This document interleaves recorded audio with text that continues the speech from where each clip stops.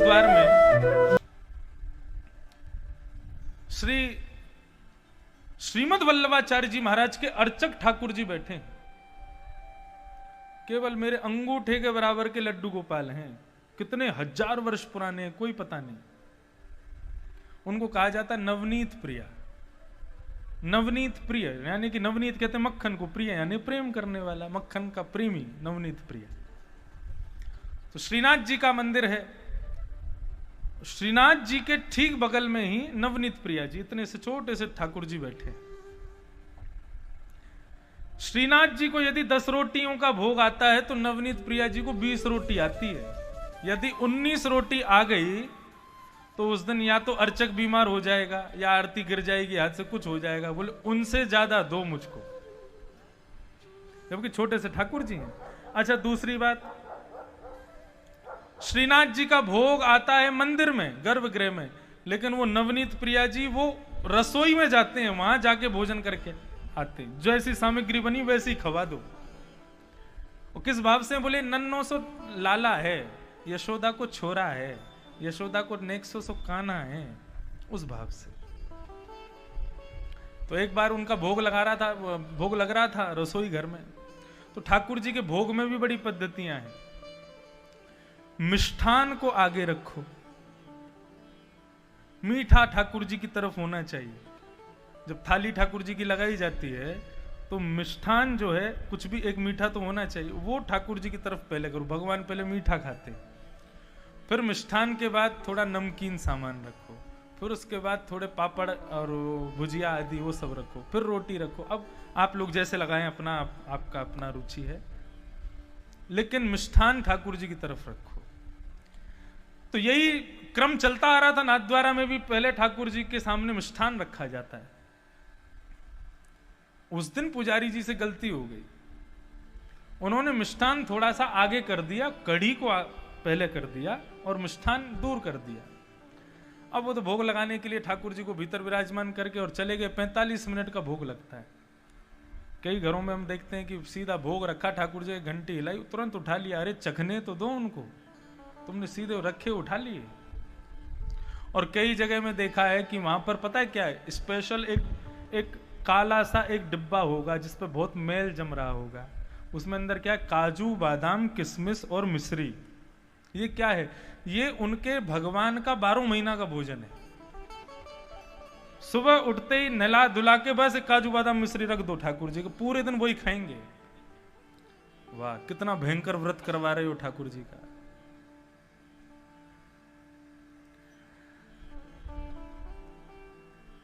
तो ऐसा करके वो पुजारी जी चले गए, वो ठाकुर जी भोग लगा रहे थे। अब 45 मिनट भोग लगता है। 45 मिनट के बाद जैसे ही पुजारी जी भीतर आए तो नवनीत प्रिया जी अपने सिंहासन से गायब, छोटे से ठाकुर जी। अब तो वो खोजे, पूरे नाथद्वारा में हल्ला मच गया। नवनीत प्रिया जी चले गए, नवनीत प्रिया जी चले गए, पूरा मंदिर इकट्ठा हो गया।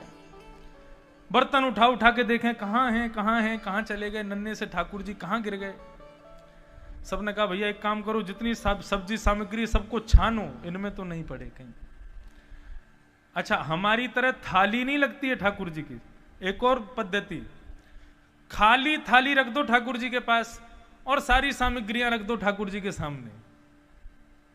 अब ठाकुर जी स्वयं ले लेंगे, जो उनकी इच्छा होगी अपने आप पालेंगे। ऐसा भी कहीं कहीं नियम होता है। तो बड़े बड़े बर्तन रखे थे सामने, कढ़ी रखी है, दाल रखी है, सब्जी रखी है, सब रखा। सबको उलट उलट करके खोजें ठाकुर जी कहां हैं। तो सबसे आगे कढ़ी का जो रखा था सिंहासन के पास, उसको जैसे ही छाना, उसमें नवनीत प्रिया जी निकल आए। तो पुजारी जी को लगा कि ठाकुर जी को कढ़ी इतनी पसंद है कि खाई नहीं है, उसमें कूद ही गए हैं। तो इसका मतलब आज से ठाकुर जी को कढ़ी का भोग सबसे ज्यादा लगाया जाएगा। अब तो ये स्थिति हो गई, नाथद्वारा में 12 महीना कढ़ी बनने लगी। कढ़ी बन रही है, कढ़ी खवाए जा रहे हैं। बोले ठाकुर जी कूद गए उसको खाने के लिए, तो वो खिलाएंगे। पुजारी जी एक दिन रात्रि सोए थे, ठाकुर जी रोने लगे स्वप्न में आके। पुजारी उठ गए, जय जय, मुझसे कोई अपराध हो गया, आप रुदन क्यों कर रहे हो? बोले हमारो इतने दिना पहले आपने भोग लगाए हो। बोले हाँ। भोग में मिष्ठान मोसों दूर कर दियो। आगे कड़ी पधरा दे। बोले हाँ कड़ी पधराई, आपको तो कड़ी प्रिय है। बोले कड़ी प्रिय, कहां से प्रिय कड़ी मोकू? बोले अरे आप वह कड़ी में कूद गए। बोले मैं कड़ी में कूदा नहीं था, मैं तो मिष्ठान लेने के लिए जा रहा था, कड़ी बीच में आ गई। अब हम उसमें कूद गए, आपको लगा कि हमको कड़ी ज्यादा प्रिय है, और तब से आप हमको कड़ी कड़ी कड़ी कड़ी खवाए जा रहे हो। आज से 1 महीना तक अब कड़ी नहीं खिलाना हमको, केवल मीठा खिलाओ। ऐसे ठाकुर जी। ये क्या है? अब ना तो ठाकुर जी को आप देख पाओगे ना सुन पाओगे, लेकिन अनुभव होगा।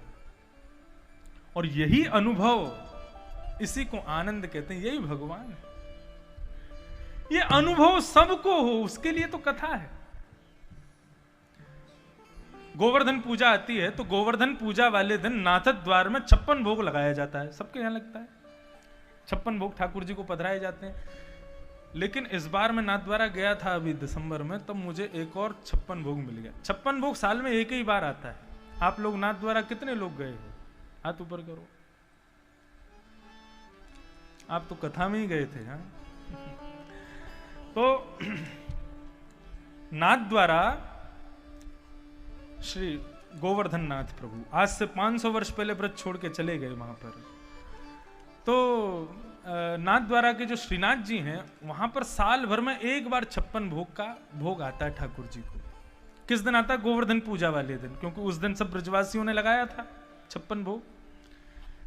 लेकिन दिसंबर के महीने में पूष मास जब प्रारंभ होता है, तब फिर एक और बार 56 भोग आता है।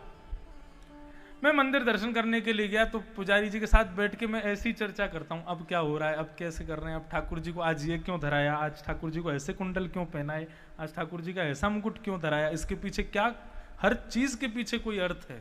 वो ऐसे ही श्रृंगार आपको लुभाने के लिए ठाकुर जी तैयार नहीं हुए, वो हर चीज का एक अर्थ होता है।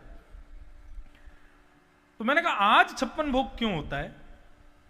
तब बोले कि जो 56 भोग गोवर्धन पूजा वाले दिन होता है, तो वल्लभाचार्य जी महाराज जब थे आज से हजारों वर्ष पहले, तो वल्लभाचार्य जी महाराज के 7 सेवाए ठाकुर जी थे, 7 निधि थे उनके। जिस प्रकार हमारे एक लड्डू गोपाल हैं, उनके 7 थे। उन्होंने क्या किया, अपने पुत्रों को दे दिया, उनके पुत्रों ने अपने 7 पुत्रों को दे दिया। अब 7 पुत्रों ने अलग अलग स्थानों पर अपने अपने मंदिर बना लिए। कहीं कोटा में है, इंदौर में है, सूरत में है, आदि आदि ऐसे 7 हैं। उनका गढ़ नाथ द्वार है। 56 भोग वाले दिन वो 7 ठाकुर जी आते हैं नाथ द्वारा में, और सब अपनी अपनी सामग्री, अपने अपने 56 भोग अपने साथ लेकर के आते हैं। और वहां नाथ द्वारा में 7 निधि बैठते हैं, और एक साथ 56 भोग 7 बैठ करके श्रीनाथ जी के साथ पाते हैं, भोग लगाते हैं। तो वो तो रहा 56 भोग। अब ये दिसंबर में 56 भोग क्यों लगा? तो मैंने पूछा पुजारी जी से, तो पुजारी जी बोले जब वो 7 लोग आते हैं पाने के लिए 56 भोग, तो हमारे श्रीनाथ जी संकोच में आकर के कम खाते हैं। 7 बैठे हैं, अब 7 लोग टेबल पर बैठे हैं भोजन करने के लिए, तो आप जैसे रोज खाते हो वैसे थोड़ी खाओगे। रोज तो महाराज लिए चावल दाल डाली हाथ से बना के और सीधा मुंह में, और जब कोई साथ में बैठे हो तो बड़े अदब से चम्मच उठाएंगे फिर खाएंगे बना के। ऐसे ही ठाकुर जी जब 7 लोग बैठते हैं तो बड़े अदब से खाते हैं। ये मिष्ठान खाएंगे, ये खाएंगे, नहीं ज्यादा नहीं खाएंगे, थोड़ा थोड़ा खाएंगे। नहीं क्या बोलेंगे 7 लोग बैठे। जब 56 भोग लगा के 7 चले जाते हैं, तब ठाकुर जी का रोना शुरू होता है। पुजारी जी से कहते हैं, बोले क्या? बोले मैं भूखा हूं अभी। क्यों? बोले उन 7 के संकोच के चक्कर में मैंने ढंग से नहीं पाया। तो क्या करें? तब दिसंबर के महीने में ठाकुर जी का गुपचुप 56 भोग लगाया जाता है, जिसमें अकेले वो ही पाते हैं और कोई नहीं आता। नाथ द्वार का एक नियम है, जब ठाकुर जी भोग लगाएंगे तो बाहर सेनाई बजेगी, पूरे नगर को सुनाई देगी, नगाड़े बजेंगे, पूरा नगर सुनेगा ठाकुर जी भोग लगा रहे हैं। लेकिन उस दिन सेनाई और नगाड़ा भी अंदर जाके बजाते हैं वो लोग। क्यों? वो बगल में नवनीत प्रिया जी को सुनाई नहीं दे जाए कि ठाकुर जी भोग लगा रहे हैं, नहीं तो वो आके खा जाएंगे।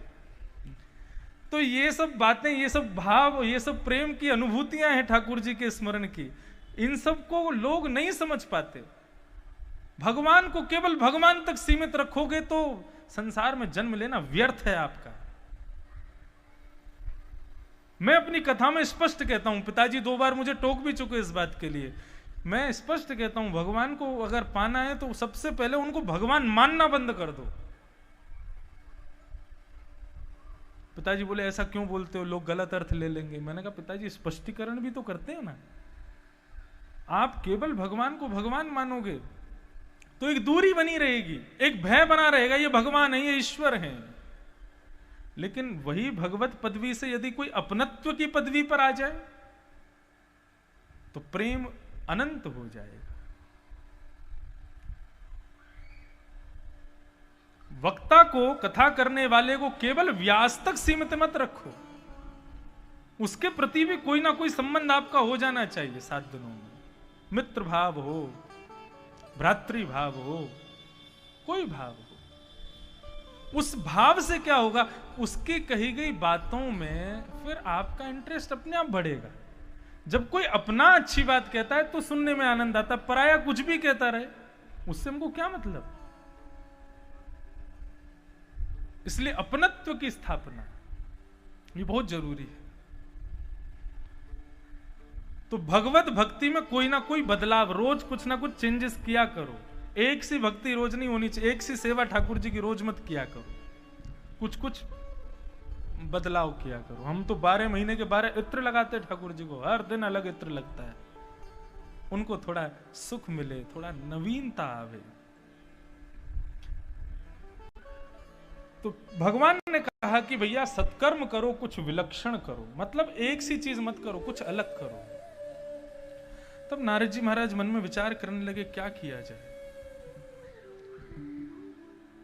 तब वो सब जगह पूछते पूछते बद्रीनाथ पहुंचे और बद्रीनाथ में सनत कुमारों से जाकर के उन्होंने प्रार्थना की कि महाराज सत्कर्म किसे कहते हैं मुझे बताओ।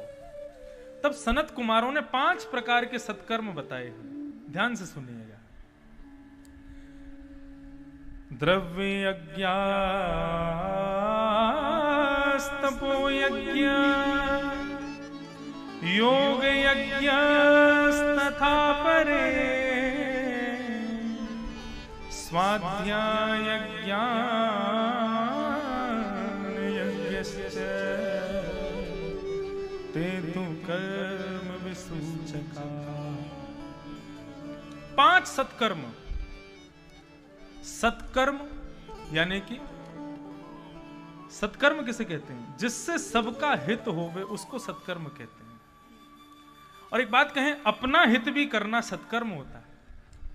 जो व्यक्ति अपने शरीर का हित नहीं करता, जो व्यक्ति अपने शरीर को व्यसनों में ढाल देता है, जो अपने शरीर को दुनिया भर के भक्ष आदि खिला करके शरीर को बेकार करता है, ऐसे व्यक्ति को महापाप मिलता है और ये शरीर ही पाप देता है उसको। कैसे? हम लोग 84 लाख योनियों में भटकते रहते हैं, कभी छिपकली बनते हैं, कभी चींटी बनते हैं, कभी कुछ बनते हैं, कभी कुछ बनते हैं, कभी कुछ बनते हैं, और हर मृत्यु के बाद भगवान के सामने जाके कहते हैं एक बार इंसान बना के तो देखिए आप मुझे, मैं इतना भजन करूंगा कि दोबारा 84 लाखों में नहीं जाना पड़ेगा। तब भगवान कहते हैं ठीक है इस बार इंसान बना दे तुमको, बोले बनाओ। तब भगवान 5 तत्वों को बुलाते हैं, पृथ्वी, जल, तेज यानी अग्नि, वायु और आकाश। इन 5 तत्वों से भगवान फिर लोन लेते हैं, ऋण लेते हैं। क्या? अपना अपना थोड़ा थोड़ा तत्व दो। पृथ्वी अपना तत्व देती है, अग्नि अपना तत्व देती है, जल अपना तत्व देता है, वायु अपनी तत्व देती है, आकाश अपना तत्व देता है। इन सब से मिलाकर के भगवान आपको एक शरीर दे देते हैं। लेकिन आपको जब वो दी जाती है तो फिर भगवान उन 5 से पूछते हैं कि ये लोन तुमने लिया, इसमें इंटरेस्ट क्या बैठेगा? भगवान कहते हैं, वो 5 कहते हैं प्रभु देखो इसको 100 वर्ष का समय मिलेगा, अब वो इसके ऊपर ये कितनी जल्दी चुका दे, लेकिन हमारी ये शर्त है कि हमने जो अपने 5 तत्व दिए हैं, इन 5 तत्वों को और पवित्र करके हमको वापस करेगा तो इसको वैकुंठ स्वर्ग की प्राप्ति होगी, नहीं तो इसको नरक जाना पड़ेगा। यदि हम 5 को अपवित्र कर दिया इसने, तो फिर हम 5 ही मिलकर के इसको नरक ले जाएंगे। मानव पृथ्वी पर आ गया, धीरे धीरे बड़ा होने लगा, बालकों के संग रहने लगा, कुसंगता में जाने लगा, बीड़ी पीने लगा, सिगरेट पीने लगा, गांजा पीने लगा, चरस पीने लगा। अब इतना ही नहीं महाराज, अब तो थोड़ी थोड़ी पी लेता है। अब पी ही नहीं रहे हैं तो इतने में क्या खा भी लो। मुर्गा की नार मरोड़ करके खा जाते हैं उसको। एक निर्दोष जानवर को जान से मार देते हैं। कई जगहों पर, कई स्थानों पर लोग सोचते हैं कि अंडा खाना पाप नहीं है, अंडा खाना जो है वो गलत नहीं होता। आपको बताएं हम, जिस प्रकार गर्भस्थ बालक की मृत्यु का शोक बहुत होता है ना, गर्भस्थ बालक को मरवा देना एक बहुत बड़ा अपराध होता है, पाप होता है, ऐसे अंडे में जो है वो एक गर्भस्थ बालक है। आपने उसको जन्म नहीं लेने दिया, उससे पहले खा गए उसको। इस प्रकार से दूषित भोजन करता है, कुसंगता का संग करता है। इस प्रकार जो अपना जीवन जीता है, पांचों तत्व उसके क्रोधित हो जाते हैं, बोले रुक जा, तू मर बेटा, तेरे को बताएंगे हम। फिर जब उसकी मृत्यु होती है और पांचों तत्व अपने तत्वों को लेने से स्वीकार नहीं करते, क्यों? क्योंकि दूषित कर दिए। तब भगवान से जाके कहते हैं, आपने जिम्मेवारी दी थी, आपने अपनी जिम्मेवारी पर कहा था कि इसको 5 तत्व दो, हमने दे दिए, और इसने क्या किया? तब भगवान कहते हैं कि अब तुम्हारे हवाले है ये, जो करना चाहो करो। तब 5 तत्व उसको नरक लेकर के जाते हैं, और नरक में जाकर के फिर यमराज जी से कहते हैं, इसने हमारे साथ हमारा लोन नहीं चुकाया, इसने सही ढंग से नहीं चुकाया, अब आप देख लीजिए। फिर यमराज उसको उल्टा सीधा जो भी करता है, यम के नरक के बहुत सारे गुण बताए गए। उन सब को करने के पश्चात फिर जब उसका दोबारा जन्म होता है, तो दोबारा जन्म लेता है तो एक पापी खानदान में ही जन्म लेता है, फिर दोबारा पाप करता है, फिर उल्टे सीधे काम करता है, फिर नरक जाता है। एक बार यदि आपने 5 तत्वों के साथ में खिलवाड़ किया तो एक नहीं अनेक जन्मांतरों तक आपको नरक जाने से कोई नहीं रोक सकता। इसलिए 5 तत्वों से बना हुआ ये शरीर है, इस शरीर को हमें वापस करना है। ये कोई फ्री में हमको मिल नहीं गया, ये लोन है हमारे पास में शरीर। इस लोन को सही ढंग से चुकाने के लिए कथा सुनो, तीर्थ यात्रा करवाओ इस शरीर को।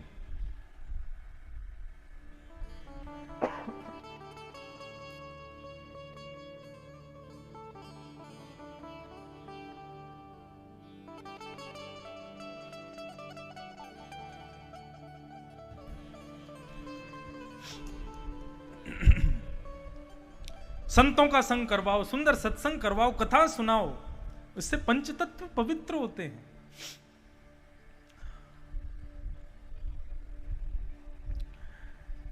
तो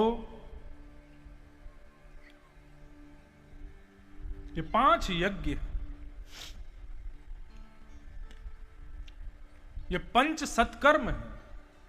इसमें सबसे पहला सत्कर्म है कि स्वयं का कल्याण करो, स्वयं को ठीक करो, तब दूसरों का कल्याण करो। तो 5 प्रकार के सत्कर्म कौन कौन से हैं? पहला, द्रव्य यज्ञ। द्रव्य यज्ञ किसे कहते हैं?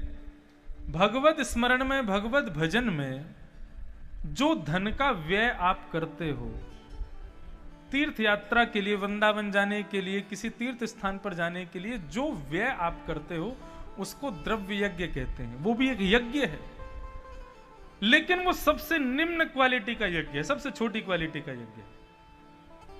उसके बाद क्या आता है? तप यज्ञ। तप यज्ञ किसे कहते हैं? तप यज्ञ का मतलब होता है अपने शरीर को अव्यवस्थाओं में ढालना ही तप यज्ञ है। हम एक आसन से बैठे हैं 4 घंटे से, सुख आसन, बीच बीच में पद्मासन ले लेते हैं, लेकिन 4 घंटे में ये आसन घुटने मुड़े ही रहेंगे। ये मुड़े रह करके घुटनों को बैठाना, ये भी एक तप है। एक आसन पर ज्यादा देर बैठना, उसका प्रयास कीजिए। आप कहेंगे पैरों में दर्द होता है। पैरों में दर्द कब होगा? जब कथा में मन नहीं लगेगा, तब दर्द होगा पैरों में। ऐसा नहीं हमारे पैरों में दर्द नहीं होता, होता है, लेकिन पूरा ध्यान कथा में होता है, इसलिए पैरों का दर्द अनुभव नहीं होता। कितना भी कष्ट हो, कितना भी संकट हो, कितनी भी बड़ी चिंता हो, लेकिन कथा में जब मन लगता है तो फिर वो सब चीज स्मरण में नहीं रहती। ठीक उसी प्रकार तप यज्ञ किसे कहते हैं? अपने शरीर को थोड़ी अव्यवस्था दिलाओ, दे करके भगवत भजन करो, उसको कहते हैं तप यज्ञ। उसके ऊपर क्या आता है? द्रव्य यज्ञ, तप यज्ञ, और तत्पश्चात आता है स्वाध्याय यज्ञ। नहीं, सबसे पहला है द्रव्य यज्ञ, फिर तप यज्ञ, फिर योग यज्ञ। योग किसे कहते हैं? योग किसी प्राणायाम व्यायाम आदि इन सबको योग नहीं कहते, उसको भी योग कहते हैं। गीता के प्रत्येक अध्याय का नाम क्या? भक्ति योग, ज्ञान योग। योग वहां पे कोई भगवान प्राणायाम सिखा रहे हैं आपको, तो फिर योग क्यों कहा जाता है? योग का मतलब होता है मिलना, समन्वय, उसको योग कहा जाता है। अपने शरीर को स्वस्थता से मिलाना, उसको योग कहा जाता है। ऐसे अपने शरीर को भक्ति से मिलाना, वो भक्ति योग कहा जाता है। अपने शरीर को ज्ञान से मिलाना, वो ज्ञान योग कहा जाता है। कर्म से मिलाना, कर्म योग कहा जाता है। योग का मतलब मिलाना, मतलब अपने शरीर को सुंदर संतों से मिलवाओ, सत्संगियों से मिलवाओ। वो मैं भागवत की दुकान खोल के बैठा था, पूरी तो बेच ही नहीं पाया। अब याद आया मुझे, भा से भक्ति बेकी थी, ज्ञा से ज्ञान बेका था। उनके लिए क्या क्या व्यय करना है? भा के लिए, भक्ति के लिए भाव का व्यय करना है, ज्ञान के लिए जिज्ञासा का व्यय करना है। जिज्ञासा होगी तो ही ज्ञान मिलेगा। और फिर उसके बाद आता है भाग व यानी कि वैराग्य। वैराग्य के लिए दृढ़ता का व्यय करना पड़ेगा। वैराग्य तब तक नहीं आएगा जब तक हृदय में दृढ़ता नहीं हो। लोग 7 दिन कथा सुनते हैं, उनके भीतर वैराग्य आ जाता है। अब क्या करेंगे? बोले कुछ नहीं करेंगे, अब इंद्रेश जी के संग ही रहेंगे। जहां जहां कथा करने जाएंगे इनके संग कथा सुनेंगे। घर वाले सुनते नहीं हमारी, कोई हमारा काम करता नहीं है, अब कोई घर में नहीं रहना, इन्हीं के संग रहना है। कितनी बार लोग कह देते हैं ऐसा, हमारे बच्चों की शादी हो जाएगी, हम आपके संग ही रहेंगे। ठीक है, आ जाना। फिर हम कहते हैं अब आ जाओ, बच्चों की शादी हो गई, अब बच्चे तो हो जाएं, उनको देख लें फिर आ जाएंगे। ये जीवन भर के सब नाटक हैं, कोई नहीं रहता। तो वैराग्य के लिए दृढ़ता चाहिए। दृढ़ता का व्यय करोगे तो वैराग्य मिलेगा। तो भक्ति, ज्ञान, वैराग्य, भ ग व और त के लिए क्या करना है? त्याग। त से त्याग। किसका त्याग कीजिए? किसको छोड़ना है? तजिए हरि विमुखन को संग। श्री सूरदास जी कहते हैं, जाके संग कुमति उपजत है, जाके संग कुमति उपजत है, पड़त भजन में भंग, पड़त भजन में भंग। जाके संग कुमति उपजत है, जिसके साथ रहने से बुद्धि हमारी वो सोचने लग जाए जो हमने कभी नहीं सोचा। जो दूषित भाव हमारे मन में कभी नहीं आया, वो जिसके संग रहने से आने लग जाए, उसको छोड़ दो।